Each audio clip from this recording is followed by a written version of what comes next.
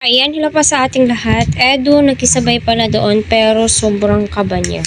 So, si Eds ay nakaramdam nga po ng kaba nung ginawa nga po daw ito. Siyempre, iniisip po niya kung ano po yung magiging reactions ng mga viewers, yung mga pa-as if na viewers na parang napaka-decente, yung ganun. Alam naman po natin, itong si Eds ay napaka-respetadong tao at alam po niya kung hanggang saan po yung boundaries po niya. Kaya nakakatuwang isipin dahil may isang kalingap Edu, na andyan nakaalalay kay Beyonce, gumagabay. Alam niyo na yung tipong gano'n.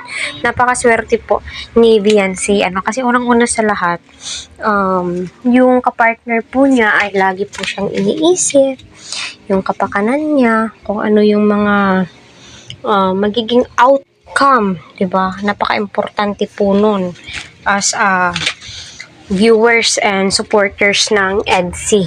At makikita mo po talaga na pinapahalagahan po nila yung bawat isa. So, ayun na nga po, yung birthday nga po ni Eds ay grabe naman po talaga, kahit nasabihin nung napakasimple ng birthday ni Eds, alam niyo na, yung mga ganito, kapag nagkakaedad po natin, hindi na po natin kailangan pang mag-birthday ng bonggang-bongga, yung ipakitang ganito, ganyan, di ba?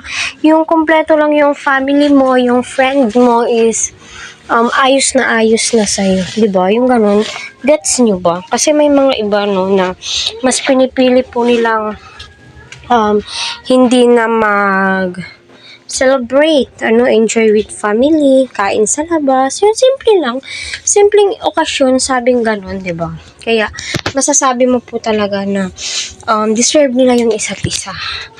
Syempre, yun na po, kinakabahan nga daw po itong si Eds, baka may magalit, like nung pag-kiss po niya sa forehead. Para sa akin, no worries naman po yan, kasi unang-una sa lahat, respeto po yung pinapairal po ni Eds sa pag-kiss po niya sa forehead ni Beyonce.